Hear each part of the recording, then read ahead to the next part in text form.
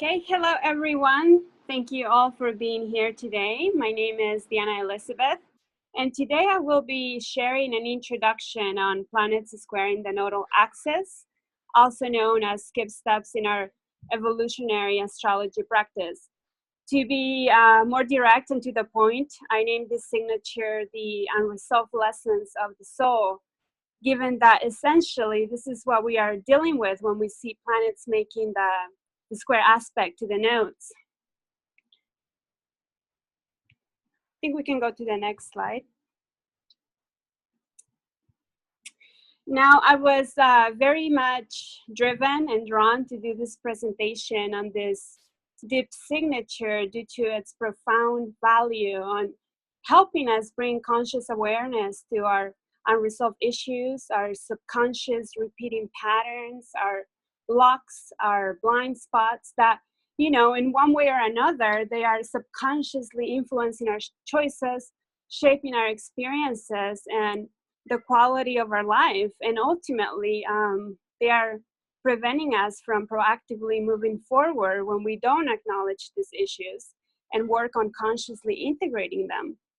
So this quote here by Carl Jung, I feel truly captures the importance of bringing awareness to our subconscious patterns. And the quote says, "Until you make the unconscious conscious, it will direct your life and you will call it fate."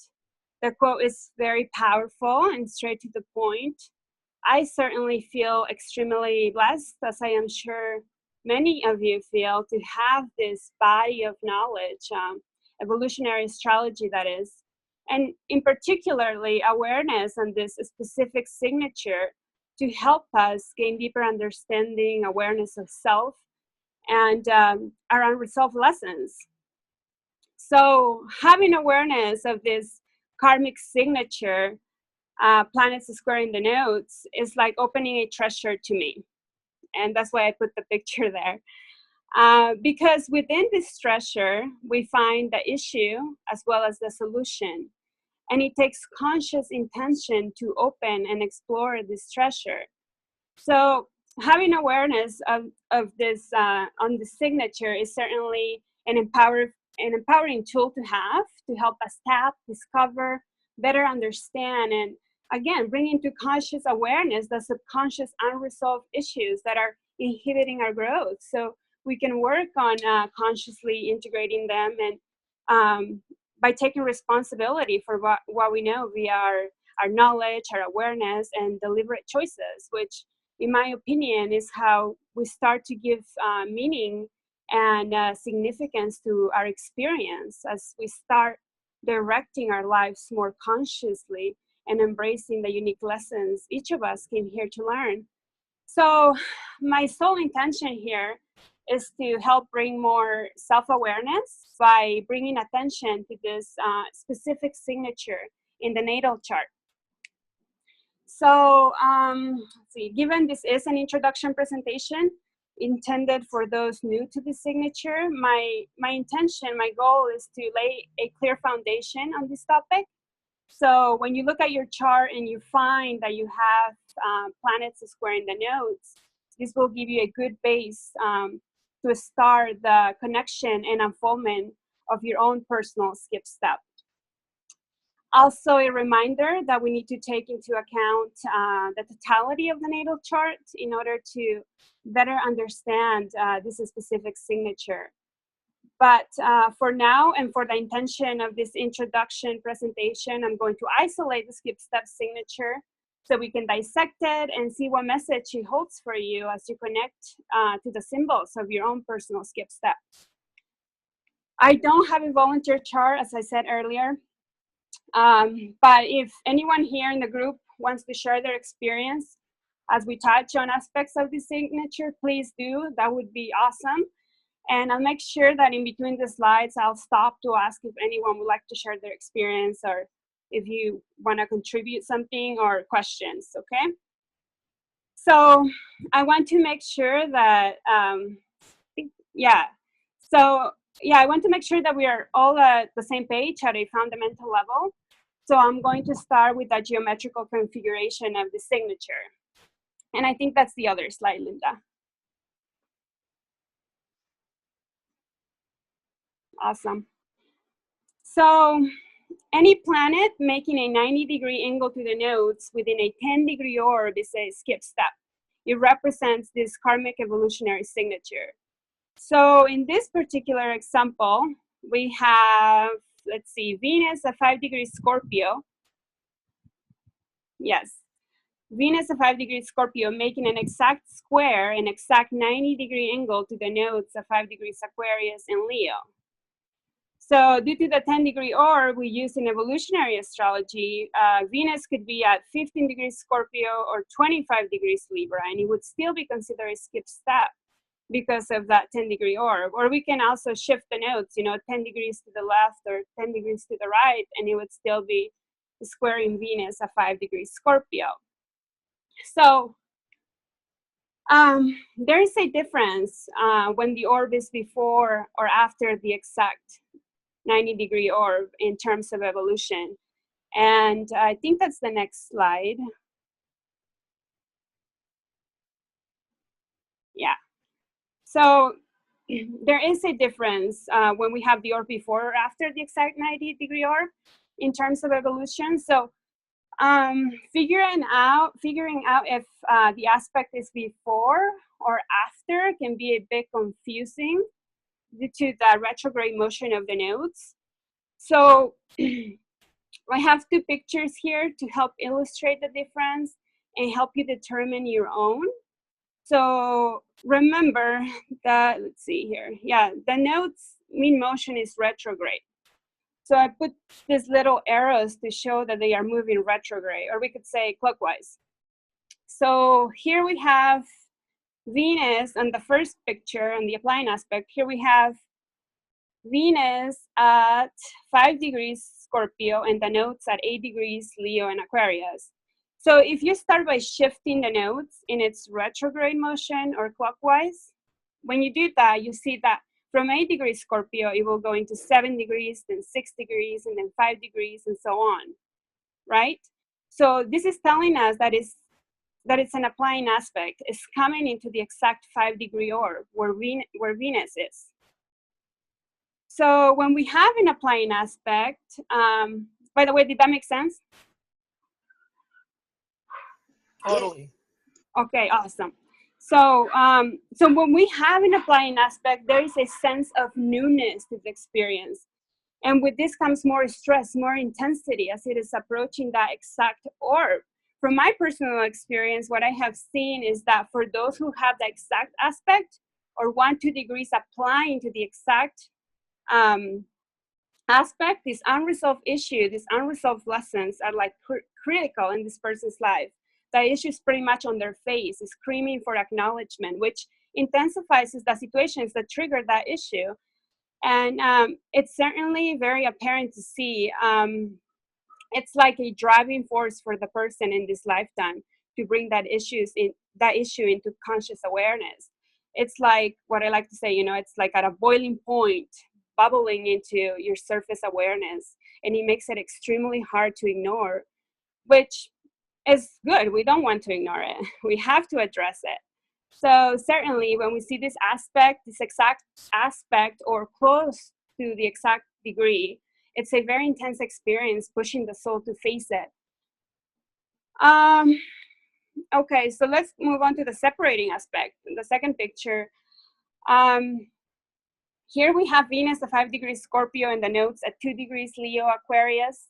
So again, moving your nodes retrograde clockwise, you'll see that from 2 degrees Leo, it will go to 1 degree Leo and then 30-degree Cancer and so on. So it's separating from the exact aspect to Venus at 5 degrees, right?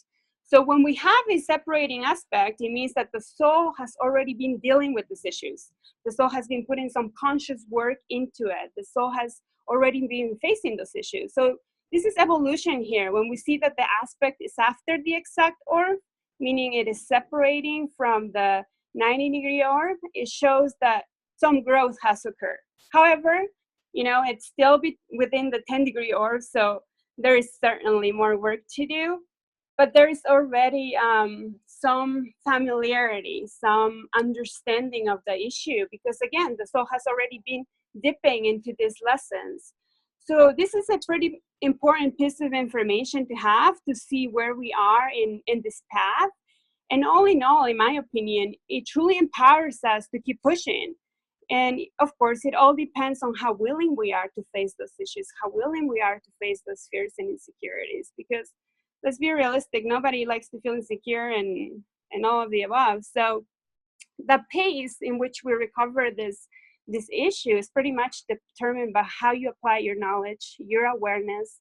It depends on your willingness to face those fears and insecurities, supported by your choices and your actions, which is, you know, what free will is all about, which is why we're all here to exercise it. So, okay, I don't want to confuse anybody, but I think this is also worth sharing. If you have a planet that's applying to the square, but it's not part of the square because it's not within the 10-degree orb, but say, for example, it has a 15, 20-degree orb, right? And it's applying. This tells you that it's coming into orb, it's coming into being a part of that skip step signature because of its proximity. So this kind of like alerts you in many ways that this could potentially become a skip step in the next life. So if you have a planet that's making a square applying aspect with that wider orb to the nodes, take note of the nature of the planetary archetype as well. And more often than not, from my experience, actually from my personal experience, you will find that a bit of tension on how critical the energy of this planet is in this current life. And just to give an example, I'll use myself. Let me see, I have my moon in Sagittarius in the first house, making a super wide square to the nodes within a 15-degree orb. It is not considered a skip step because again, it's not within the 10-degree orb, but it has this wider orb. So from my personal experience, I directly connect to the importance of this energy, of cultivating the energy of my moon, which for me translates to allowing myself the freedom, first house, to initiate, to discover, to explore Sagittarius, my own belief systems, my philosophical orientations, my authentic truth. I need the freedom in every aspect of my life, my relationships, my work, my day-to-day, whatever it is. This is essential for me. Not allowing myself this freedom represented by my moon, I can see how critical this can be for me. Like it gets me back to the old habit, you know, it gets me back to the old stagnant energy. So for me, my moon plays a big role here. And it's emphasized when I can see it coming into that square. So it's pretty much telling me, here's an area of focus, you know, here's some trouble. And that's the beauty of this body of knowledge. You can see, and then you can see, feel your personal connection to the. Is everybody still there? Yes, we can hear Yep, we hear you. I'm here. Okay, good. I got a phone call, so I had to, yeah, I get scared of that. Okay, so where was I? Talking about your Yeah, moon. my moon. Yeah, so how critical my moon is, you know. And I was saying how amazing it is to have this this beautiful body of knowledge where you can see, and then you can, you know, see how you personally connected the symbols, and it's just such a beautiful thing to explore. So if you see a planet making a wider square to the nodes within like 15, I would even say 17 degrees, or it's also worth exploring. It's, you know, it needs some attention as well. So explore that with your chart and see. Now, I feel like I went super fast on this, but if anyone would like to share their experience, if you have the applying, separating aspect, the exact aspect, and would like to share your experience, go ahead. I have a Venus applying, and it's very close. It's within, it's probably even less than a degree. Wow. I'm wondering if And Mark Jones just did a beautiful webinar on the rulers of the nodes. And I'm kind of wondering if the ruler being retrograde, because retrograde suggests that, if you're having to redo something, that means you've done it before. Right. So, because my Venus from a young age, even though I didn't know anything about astrology, anything about squares to the nodes, anything about evolutionary astrology, I was aware of it. So I wonder, does the retrograde motion, and Venus, of course, is the ruler of the North Node. So I'm wondering, is that why I have always felt aware of it? Yeah, probably, Yeah. because it's pointing out to relieving that situation, right? We have to go back and recover it by experiencing the same situation. So there is like that familiarity, and for you it's probably extra pronounced because of the ruler being retrograde, as you said.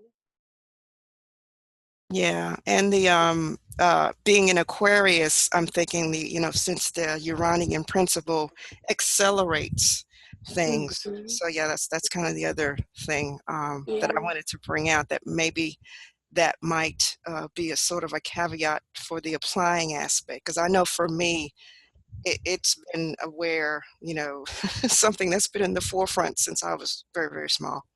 that's pretty cool. And this is what I love about connecting to the symbols, because for some of us, like you, like me, I also have a Venus skip step, and I connect to it instantly. Like there was not much thinking to do, but for me it's separating a little bit within 2 degrees, but my connection to it was instant, like innately, like I knew what they were talking about, I knew about the issue already. So yeah, it's that proximity, that the closeness, that exactness to that aspect that I feel brings that up for us as well.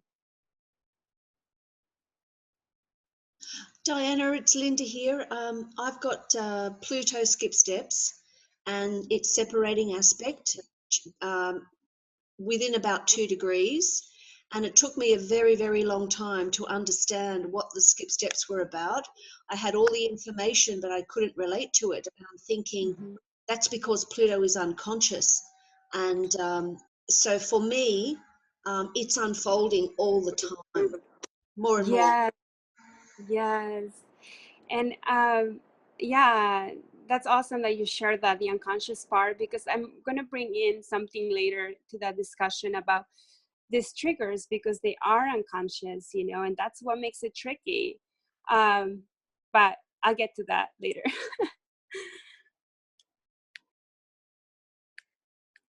Okay. Should I continue? Yes. Okay. So now that you know the configuration and how to determine if it is applying or separating from the orb, we can now move into, dissecting more of the meat of skip step, so to say. So skip steps, perfect, yeah, this is the slide. Skip steps mean that the soul has been flip-flopping back and forth on issues regarding the South Node and the North Node without resolving or developing either one. There has been a disruption, a block in the proactive development of both nodes, creating a fundamental imbalance between them, a fundamental block between the past, symbolized by the South Node, and the future, symbolized by the North Node. So it's like a block in the road, you're driving somewhere and there's a big rock, like you can't go around it, you got to fix it. So the root of the issue, the rock that's there in the middle of the road, that is causing that imbalance, that is causing that block, that's causing that flip-flop between the nodes, is symbolized by the nature of the planet squaring the nodes. The planet making the square to the nodes is the focal point of this karmic signature. It's like the root, the core of the unresolved issue that we need to address. So we can also say, the planets that square the nodes point out to challenging conditions we have faced in past lives, challenges that we didn't properly resolve, challenges that left a scar that has not been healed yet. okay? So just a little recap. The reason for the skip step is encoded within the totality of the skip step signature. So again, the planet is squaring the nodes by house and sign, the nodal axis by house and sign, as well as the planetary rulers of the nodes by house and sign and aspects made to it. So all of this makes the totality of the skip step signature. I find that connecting to the energies of the planet that's squaring your nodes helps you better understand how your nodes have been and continue to be operating. So it is important that we take a step back and meditate on the archetypal nature, on the energies of the symbols involved in our skip step signature to see what emerges into our awareness as we personally connect to them. And I will provide a document on the nature of each archetype for those new to this, so it can help you with your connection. And later, we will do a quick overview on each planet squaring the nodes to give a general idea on what we may be dealing with when we have that specific planet squaring our nodes. And of course, then you'll have to add the missing pieces, the other archetypes involved in your signature. But back to what I was saying, as you connect to the energies of the symbols of your skip step, it also helps to reflect on the experiences that have had and still have a charged impact, emotional impact in your life. I find that the more emotionally charged the experiences, the greater the link it is to the unresolved issue, and the more influence it will have throughout our lives. Also, reflecting on our repulsions, this includes the people we reject. Think what causes you to have that strong rejection towards them. Usually the planet that squares the nodes also symbolizes the people that have presented those challenges for us. And I will review that later. Also reflecting on our addictions or anything that we do in excess can help. These are just some things to meditate on as you connect to the symbols of your personal skip step. And we can go to the next slide because I want to tie this next phrase. I want to bring in this little phrase here, and upset, it's a setup, and tie it into this topic. I came across this phrase like many, many years ago, and it stuck with me forever. I love how it's spelled almost the same way, and this combination of words just totally awakens something within me, helping me become more aware of my inner self, my unconscious workings, and the situations unfolding around me. It totally changed my perspective of when my buttons get pushed, when I get triggered or emotionally upset. So I want to use this phrase here as a mindful tool to help us bring conscious awareness to when we experience emotional upsets caused by what it may appear to be situations outside of ourselves that are, independent of our behavior. And the message here is that whatever causes you emotional discomfort, whatever causes you to be emotionally upset, it's a setup. Okay? Life deliberately sets us up by sending us messengers via these emotional triggers, via these emotional discomforts, upsets. So those emotional upsets that seem to come out of nowhere represent a reflection of our unconscious memories of our past, of our suppressed memories, of our unintegrated emotions, memories that we prefer not to remember, hence why we get so annoyed every time they come up. Now, our reaction to the emotional discomfort is a projection. So it's a consequence of the unconscious memory that was triggered within us. And it's only triggering us because it is unresolved. It is not integrated. So this trigger, this process of reflecting and projecting happens very unconsciously. So we don't tend to recognize them as our unconscious memories, as our integrated emotions resurfacing into our awareness. We usually don't recognize them as such because we are conditioned. We have the tendency to get caught up in the physicality, the superficiality of the situation. We get caught up in the behavior of the other rather than turning our attention to ourselves, right? and see that these triggers are messengers, helping us become more aware of our subconscious suppressed emotions, messengers that are pushing us and hopefully empowering us to tap and acknowledge those suppressed emotions that are pretty much begging for our attention, for our acknowledgement, so they can be consciously integrated, so we can liberate ourselves. So seeing these emotional upsets as valuable messengers gives us the opportunity to see everything around us in a different light. It allows us to become more aware of ourselves and our responses. It also allows us to get in touch with deeper suppressed parts of ourselves that are unconsciously driving us. So explore this tool next time someone pisses you off or causes you emotional discomfort. Take the step back, cultivate your stillness, ask questions with intention to yourself, and see what starts emerging into your awareness. So anyways, I think we can move on to the next slide. Yeah. So skip steps are mainly caused by trauma, past trauma, conditioning, guilt, judgment, and what I like to call distorted conclusions. So to put it all in perspective, all the energy of our past experiences, and our responses, including our distorted conclusions made about those experiences, are imprinted and trapped in our emotional body, blocking us. And this is what we see with skip steps: trapped energy presenting a block that's seeking acknowledgement, integration, healing, and liberation. And just for an example, let's see. Say your wife betrayed you in a past life, right? And you didn't properly heal from that experience. You instead made conclusions that women cannot be trusted and closed yourself off. So this trapped energy, this unresolved issue, those distorted conclusions you made about your experience may be a significant driving force in this present life, which can manifest as you resisting relationships while deep inside you want to have one. So you're longing for a relationship, yet this unresolved issue is sabotaging any relationship you try to develop.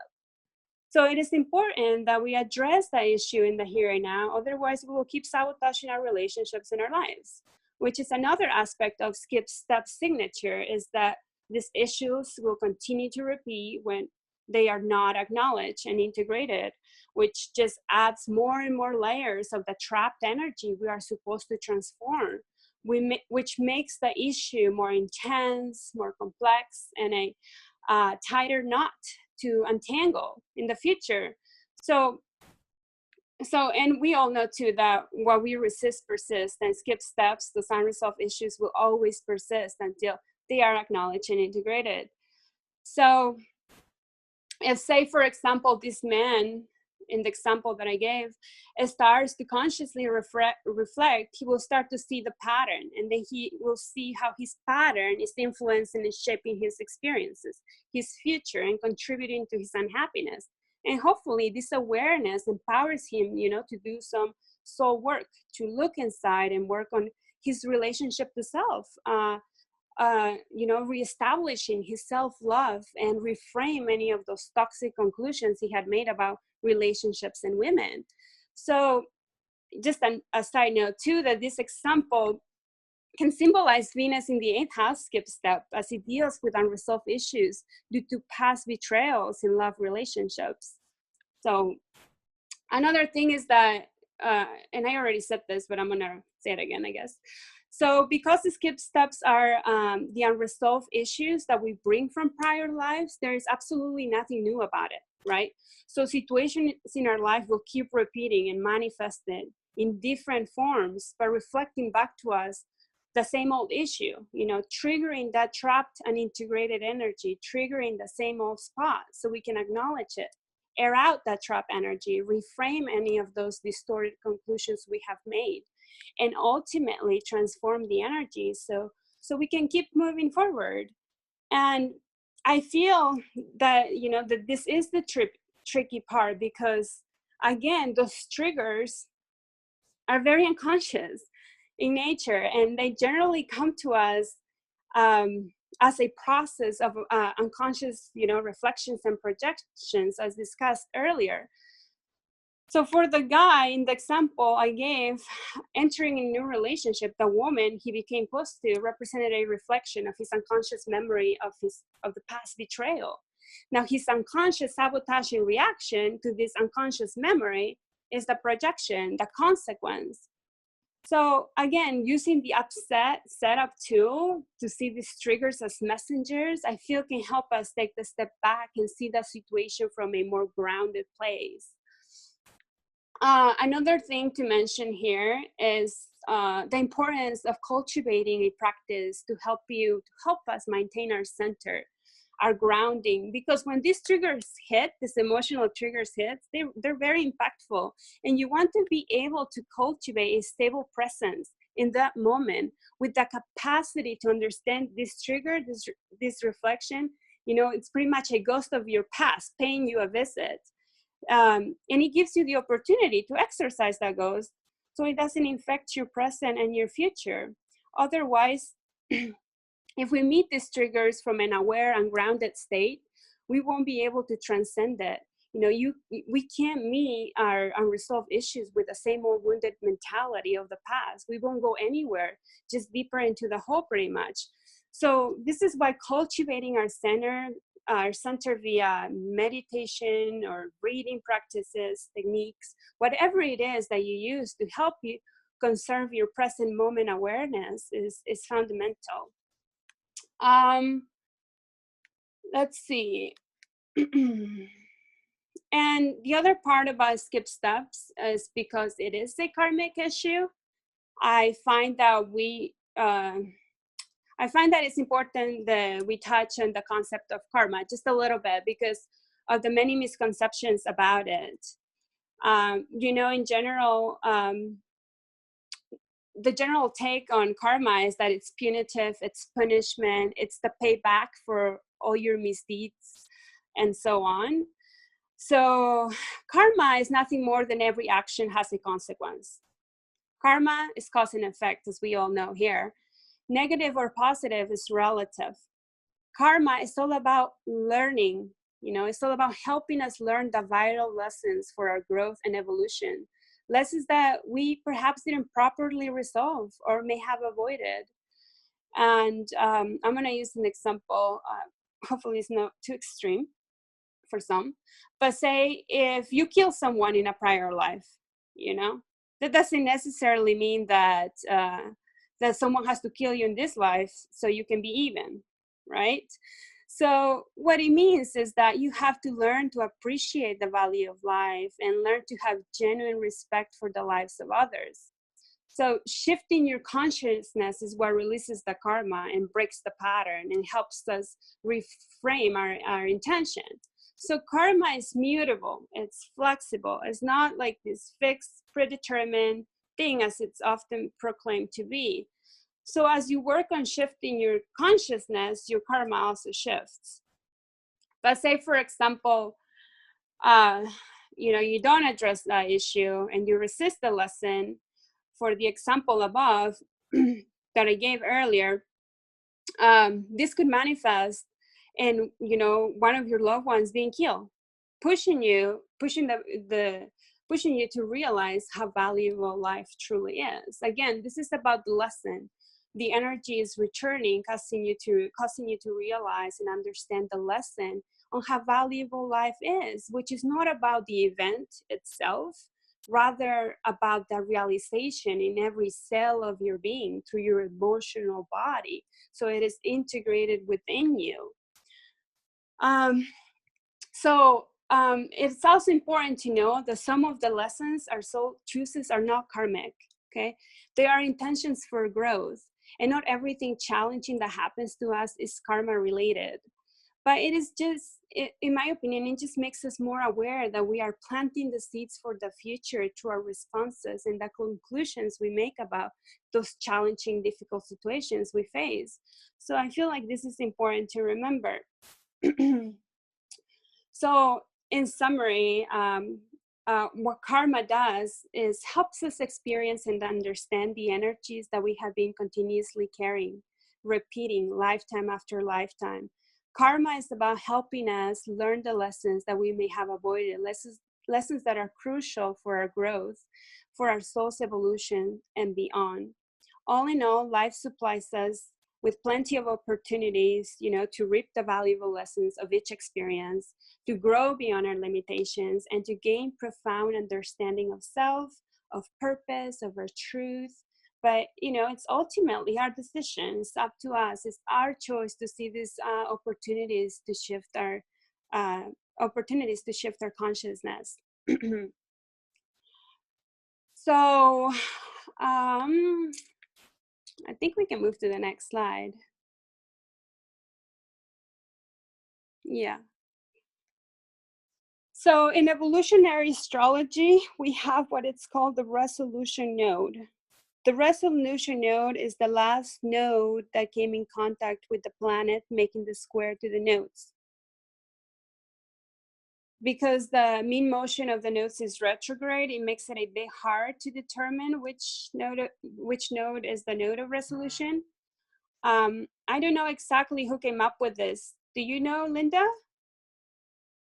With the technique I'm about to explain. No, I don't, but it really works, and it's what Yeah. I Okay. Yeah, I don't know who came up with it, but it's a wonderful and easy technique to figure out your node of resolution. But what you do is pretty much imagine yourself standing on top of the planet that's squaring the nodes. So in this particular example, you be standing on top of Venus, right? And I drew the little guy there. Standing on top of Venus, facing that inner part of the astrological wheel. Now, the resolution on your left, the node on your left becomes your node of resolution. So in this case, it would be Leo North Node.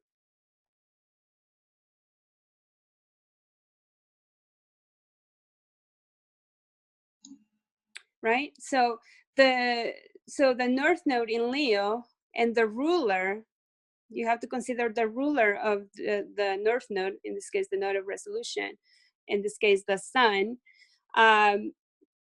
are the energies that we need to focus on and cultivate in order to give consistent integration to our skip step, to our unresolved issue. Now, does anybody in the group would like to share how you connect to your own resolution node? Because for me, it's a unique and very personal experience. And if anybody feels like sharing, like just for me, yeah, go ahead. Oh, hi. Well, I still have so much work to do with mine, but I feel like when I'm more connected to the resolution node, I feel more connected in my life, within my own being. Yeah, that's awesome that you say that. For me too, it's like it's innate. It's an innate knowing, and I just know why this is my resolution node and why the other one is not. Like I can see that I'm lacking in this area, and when I turn into these energies, when I put my focus into developing them, they're very healing in every aspect of my life. So yeah, if anybody else wants to share their experience to the resolution node, that'd be great. For me, it's this class right here, the Zoom meetings. Yay! My resolution node is in the third house. Cool. In what sign, Wanda? Scorpio. Oh wow. So yeah, this has been my resolution node. Having those deep conversations. Yes. Awesome. Yes. Yeah. Cool. For me, my skip step is Mercury, and my north node, the resolution node, is Gemini in the 8th. So it's the same for me, Wanda. For me, Diana, my resolution node is Taurus in the 7th house, the south node. And the ruler of that south node is Venus in Capricorn in the 3rd house. And I have Pluto skip steps. But what I'm finding is that it hasn't been totally resolved. It's sort of like I'm getting parts of the story, but not the complete story. And I think that's important to note. Yeah, absolutely, Linda. It's a very personal journey and it can take a whole like lifetime.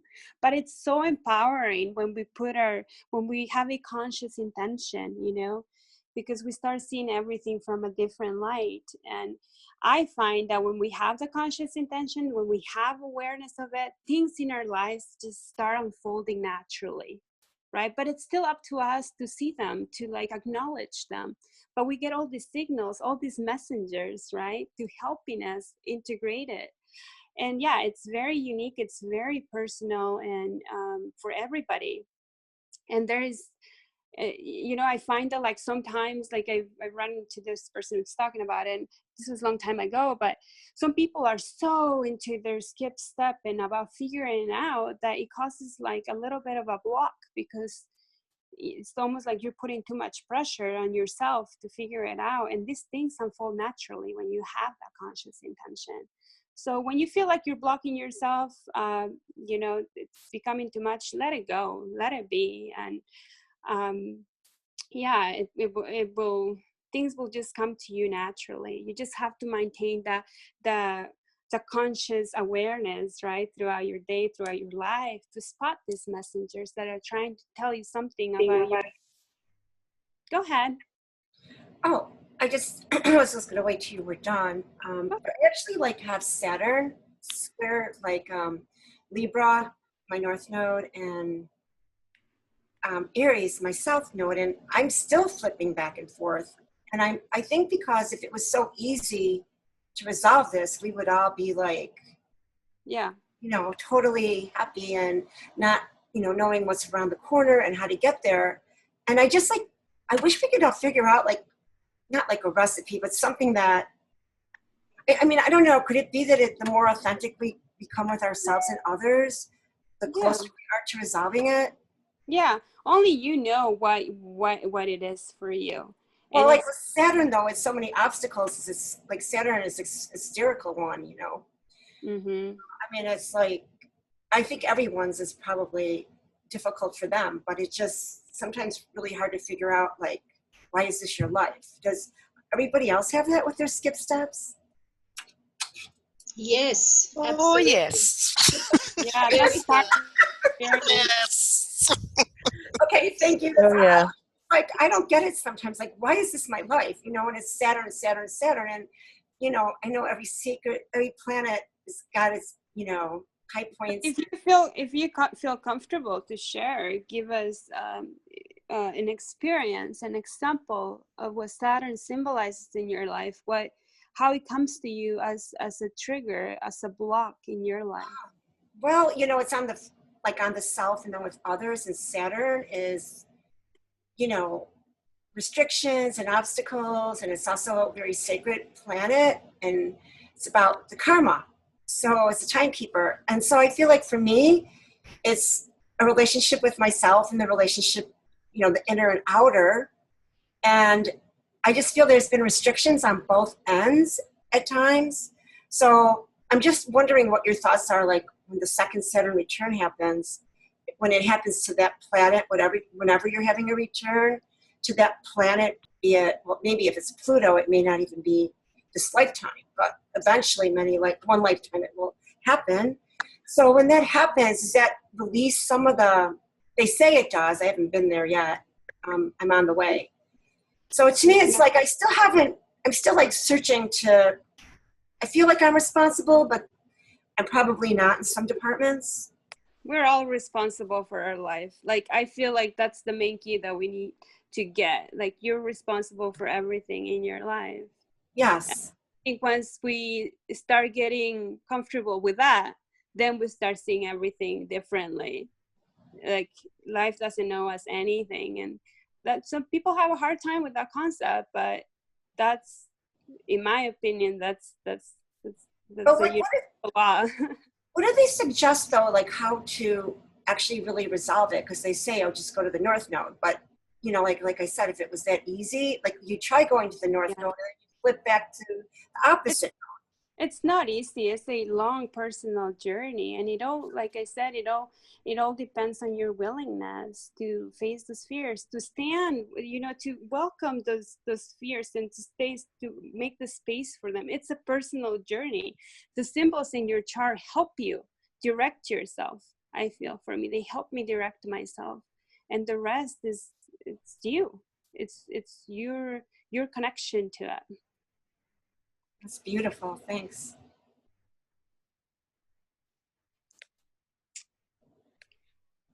Okay. Does anybody else want to share, or questions or something? I have, I don't feel like I'm really getting anywhere. And I'm pretty old. This is Sheila. So I'll be 64 this next month, or this month. And I have Venus in Taurus in my third house, opposite Saturn, conjunct Spica, conjunct Neptune, in, depending on what house system, my 8th or 9th. And as you know, Venus is the ruler of both Taurus and Libra. And Venus is conjunct the South Node in Leo, or in Cancer, the end of Cancer. So I have a Leo Aquarius nodal axis. So what planet square that nodes? The Moon and Saturn. And Venus is Same sign? conjunct the South. Oh, okay. Well, we're So it gonna, feels like a teeter-totter, yeah, a great big teeter-totter, two of them, in fact. yeah. And whenever I try and get my balance in one end, the other one starts moving. That sounds like a skip step. We're gonna do a general overview of on each planet squaring the nodes.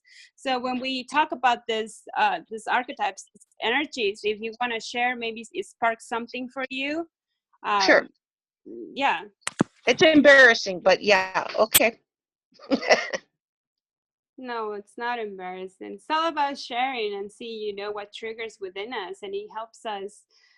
When we share, I feel like it opens that morphic field, and somebody says something and triggers something within you that you didn't know before. And it's just a cool experience Yeah. to explore in such way when you share authentically. Yes. Okay, so we can go to the next slide. Oh no, my pictures didn't come up. That's okay. Okay, so so we're just going to do a quick, a general overview on each planet squaring the nodes to see what kind of issues, unresolved issues, we may be dealing with. When we have that specific planet squaring the nodes, remember that you'll have to tie in the other pieces of your signature, the house, the sign, the nodes, and the rulers. Anyway, so when we have Venus square the nodes, we can see here deep relationship wounds due to heartbreaks, betrayals, love that was not reciprocated, separation, abandonment, blockage in expressing your creativity, your beauty, your artistic self. We can also see deep suppression of feelings, a shutdown of feelings, of emotions, of your inner needs in order to survive. Also, we can see unresolved issues in the way in which, of course, we connect to ourselves and others, deep issues of self-worth, fear of commitment, suppression of your own inner needs and values, fear of what others may think of you, projection of needs onto others, heavy codependency or extreme independence, isolation could be a projection as well. Survival issues, the dishonoring things we do to keep love, body images issues, and Venus also represents our lovers, our dear friends, or the objects of our attention. What I find is that when you have Venus skip step, you usually meet your that person of your past, that lover of your past that betrayed you in this lifetime, or you know, you meet again, because Venus truly does emphasize that relationship ending. So it could represent again like lovers or a dear friend that betrayed you in a past life. Okay. Let's see. Mars squaring the nodes. You may have faced some type of restriction, could be self-imposed or otherwise, that prevented you from developing or experiencing or expressing your will, your independence, your individuality, and your need to initiate. Violence could also be part of this. You know, you have been threatened with life, killed, severely hurt, or sexually abused, causing unresolved anger, rage, resentment, fear, powerlessness. So there is a need here to strengthen that inner warrior within you in order to make yourself feel secure. So if you can defend yourself, you can. So there's no need for violence, but instead, you know, channeling all that suppressed rage and anger through physical exercise, routines, karate, and all of that. So also the need to have the courage and the strength to initiate new steps and take responsibility for your actions in order to break away from those past patterns, all represented by Mars' first house Aries archetype. Now we have the moon squaring the nodes, unresolved issues pertaining to the family, particularly with the mother, you know, causing insecurity in the identity. It could be like having been overly protected or abandoned by the mother or main caregiver, caretaker. It could also be burdens of being a mother yourself, you know, being overwhelmed with the responsibility of caring for a child. Also deep resentments due to family expectations, conditioning, patriarchal pressures, feeling a deep sense of duty towards those you feel deeply close to, causing you to neglect your own self, your own needs, you know. Causing instability and dependency. So there is the need here to nurture yourself and create healthy boundaries. Oh, I can't believe my pictures didn't show. I think I sent the wrong slide. Can we move to the next slide? I have it.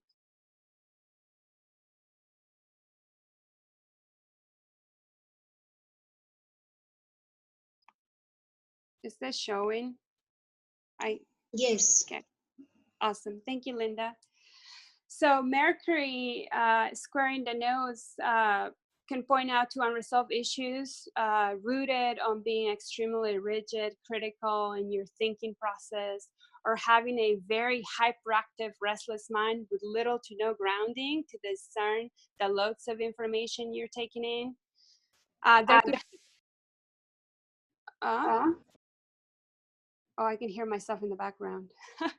There could be unresolved trauma resulting from having been persecuted for speaking your truth, being persecuted for being ahead of the game, you know. And we usually see this when we have also Uranus or the 11th house Aquarius involved with Mercury, you know, being persecuted for being a genius, for being super intelligent. So also, you could have been lied to or tricked, or you could have been the one lying or tricking others. There's also internalized guilt and shame, a constant nag of not being good enough, 6th house Virgo, due to being overly critical of the self. It could also project as being a mega warrior, you know. Communication issues, feeling like you don't have a voice, being intimidated by other people's intellect or education, not feeling smart enough, insecurities about your intelligence and voice, causing shyness in expressing yourself, or compensating by showing off how refined and brainy you are, or being, you know, an actual intellectual expert, or Mr. Mrs. Right. I have an example on this because I have a friend and he has Mercury skip step, but he has a very pronounced third house signature. He has Pluto in the third house as well. But he has Mercury in Scorpio skip step, and this blew my mind. It was like it was a projection of his skip step when he told me this. He's like, he's a professional. He's 40 something years old. And he said to me that he was interested in taking an economics class. And I was like, why would you want to do that, you know? And he's like, well, I just want to prove the teacher's wrong. And I was like, so it was like his projection. He just, of that insecurity that he has, he just wants to, you know, argue with people and prove them wrong, that he knows better. So I started laughing and I explained to him his skip step, and yeah, it was really interesting conversation. I'm like, you should just, you know, make a website and write your articles and express your points of view. No, he likes the debate. He likes, you know, proving other people wrong. So I thought that was certainly a projection of Mercury skip step. Now, one projection, there is many, of course. Now, Jupiter squaring the nodes, unresolved issues regarding your belief systems, your philosophical, spiritual, religious orientations. It can also relate to issues with teachers and the teachings you have followed in past lives, issues with self-honesty, exaggerating the truth, a struggle within yourself to understand the truth, causing, you know, isolation. And what I also see with Jupiter skip steps, not often, but I do see them, is like being too caught up in the luxuries of life, you know, to where you kind of abandon your own truths.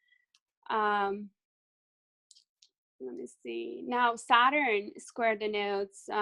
We can see unresolved issues due to extreme conditioning, but, you know, having been exposed to rigid structures such as family, social, religious, or others of the like. It also deals with issues of self-control, fear, and guilt that was perhaps internalized due to blame and criticism. This aspect asks us to take responsibility for one's life by reestablishing one's inner authority through deconditioning from those extreme attachments of past structures and finding your own, and not being so tough, so critical, or what I like to say, so Saturnian on yourself. The next one, I made a copy of this. Okay. The next one is Jupiter squaring the nodes. So we see unresolved issues. Yeah, I already did this one. Okay. The other one is Uranus. Unresolved issues that point out the need to break free, liberate yourself from extreme past conditioning, crisis in individuation, unresolved trauma due to unexpected, radical, impactful, out of the blue events like natural disasters, abandonment, you got hit by a car, economic crisis, terrorist attack, etc. It left you with no time to do the healing work, right? There is this notion of alienation as well. It also deals with specific fears, post-traumatic stress. What I feel about like the people that I know with this signature, they're very, with Uranus square the nodes, they're very alert. Like any kind of disruption, they're very vigilant of anything that's out of the norm. It like causes a reaction for them. I live with one. That's why I can say that it's very interesting to watch. They're very guarded people, extremely guarded people. So here the resolution, just considering this Uranus, is to keep individuating, to let go of your fear of being different, and embrace your individuality and uniqueness.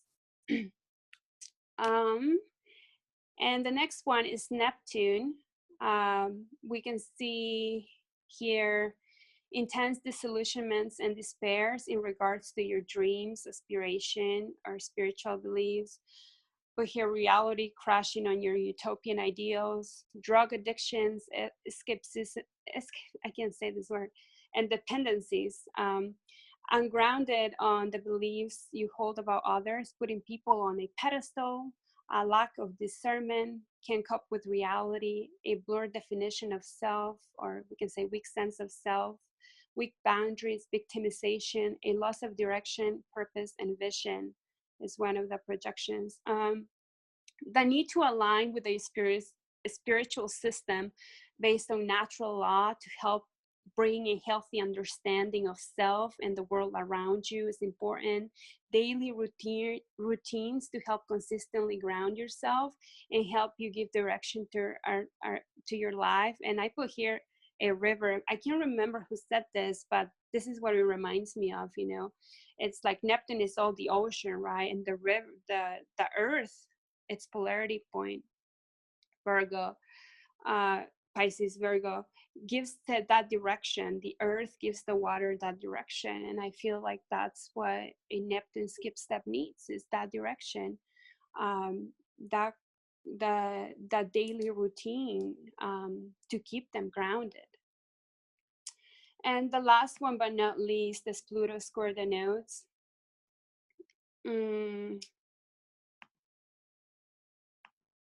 This one is an intense one. I put here that it magnifies the intensity of the experience for the person. This is considered the ultimate skip step, as it represents a soul that has been continually resisting the lesson, resisting the evolutionary impulse. Therefore, the intensity of the issue and the need to resolve the issue is magnified twofold when we have Pluto as the root of the signature. Issues pertaining to the South Node and North Node and the choices made in this regards are critical for the person in this lifetime. We often see these deep issues of feeling, powerful and powerless.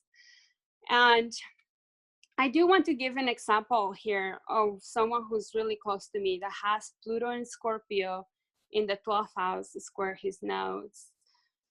I think his experience truly captures the control, the resistant issues that can manifest when we see Pluto as the root of the signature. My friend, he was living in Africa and he got some type of virus that put him in a coma for 6 months. And now, barely after 2 years, he's barely starting to walk.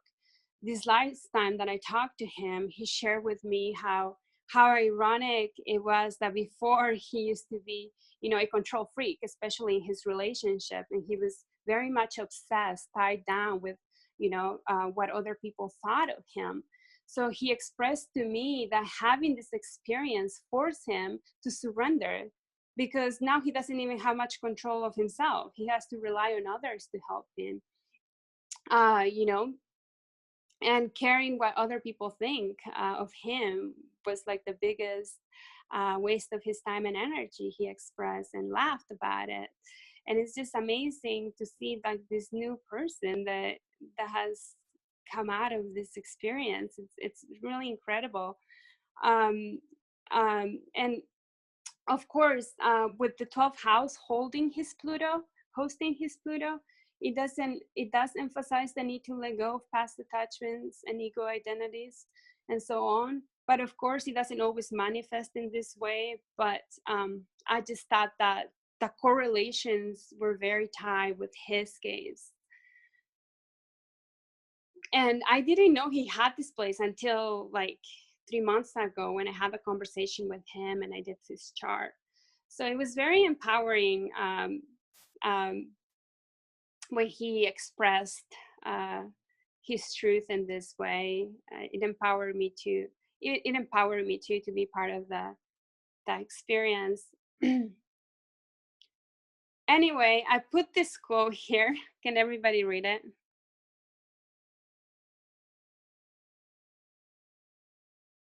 Yes, we can see it. Okay. I put this quote here because in many ways it symbolizes, that pattern, that BS becoming greater than the fear, that it pushes us to take conscious action and do something about it. The pattern can become truly unbearable for the soul when we have Pluto square in the nodes, kind of like squeezing us real tight, to where we can't breathe.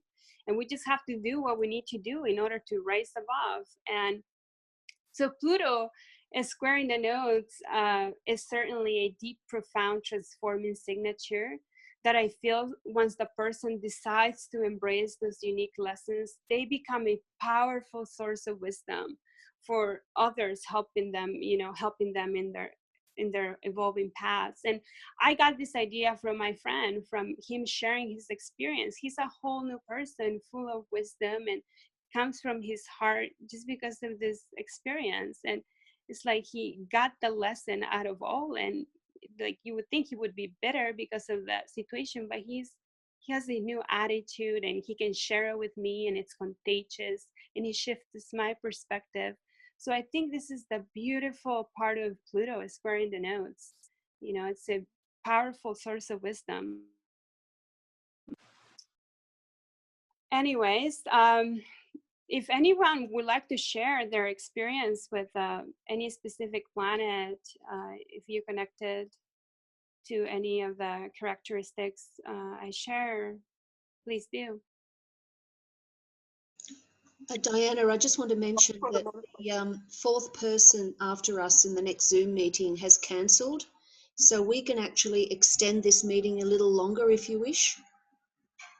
I would love it if we could just discuss our own experiences with our skip step. I think that's the best. That'd be great. And if you need any charts, let me know and I can quickly go and draw them up, or Dawn can, but we'll have to keep the birth data hidden if possible, please, Dawn. Yeah, I know that's difficult. Maybe let me do it this time. Okay, Diana, thank you. Over back to the group now.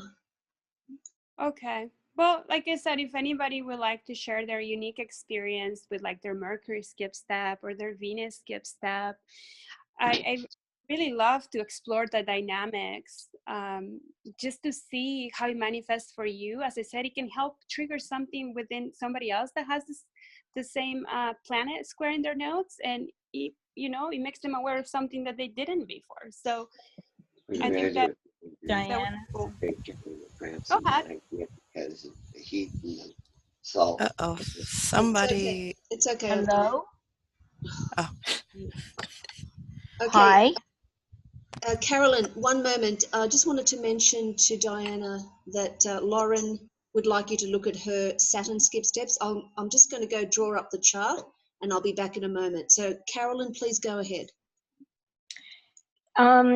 I have a Pluto skip step, and I presently have Uranus going over my ascendant. And in the spring, early spring, I think I was on a webinar here, a chat, screaming, what am I going to do? Am I going to lose my house? What's going to happen?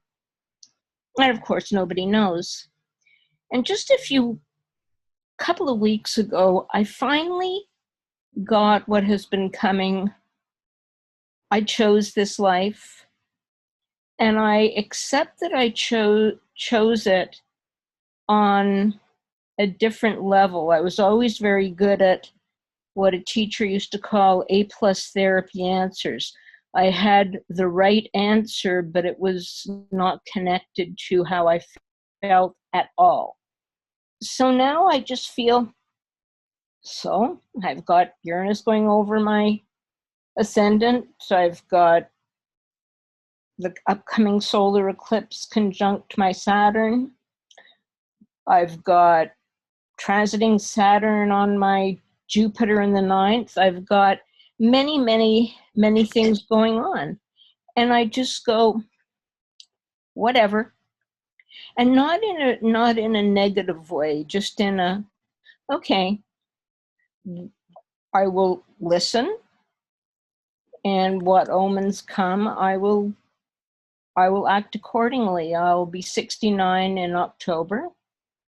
And if this is when I get clear, then good. Yeah, it's interesting. You say that you felt like you had the right answer, but that's no longer does it for you, right? We want growth, and like having it all right, there's no growth there. So I feel like your soul is pushing for something different, for something new, and that's the whole point of being here. It's evolving. It's cool that you recognize that you're no longer okay with, you know, having the answer, knowing the right answer. Now you want to go above that. Like, you're honest with yourself, because a lot of people can stay very comfortable in there, you know, being know-it-alls, and just, it's okay. I like the status quo and it's comfortable. And but your Uranus in your first house is like, No, we want to get comfortable. I also have my North Node in Taurus, first house at 5 degrees. Oh, Linda put my chart up. Cool. Oh, that's your chart? Okay. Is it? Yeah. And like kind of before this last summer, I would have gone, oh, North Node in first house Taurus, and my polarity point is in Aquarius in 10th. How does that work out? Don't I get to be all alone? Don't I get to be totally simple? How can I be simple if I have to interact with people? So I don't know, but time will tell. And I have my South Node in Scorpio, and I want to keep some of my Scorpio, occult, psychic, whatever. But and I do, and that's fine. But something that Kaipacha said to me in the reading I just discovered from January 2016 was that if it's not simple, it's not for me. Mm-hmm. And that is, I've been getting a lot of good advice from different astrologers, and it's really, really helping. And it's a time where I can hear.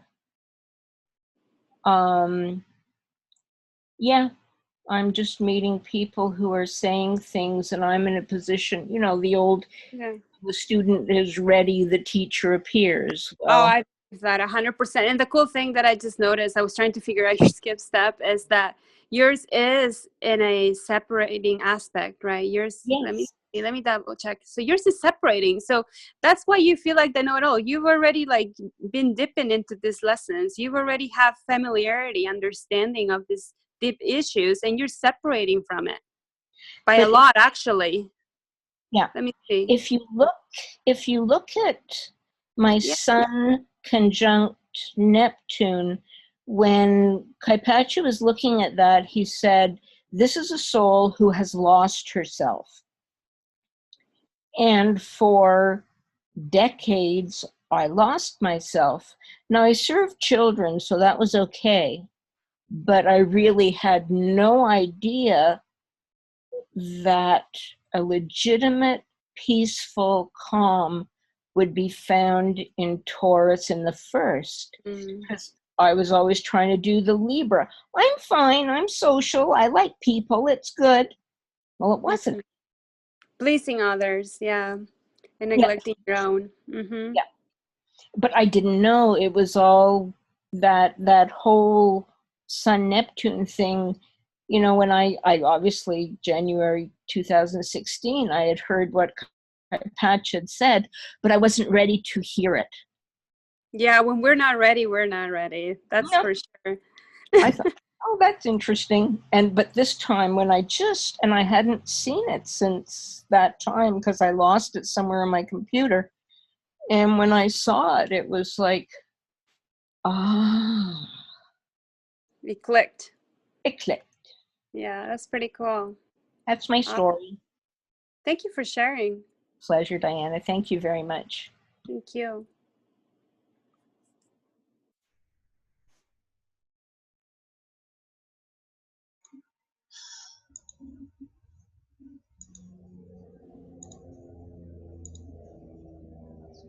Hello?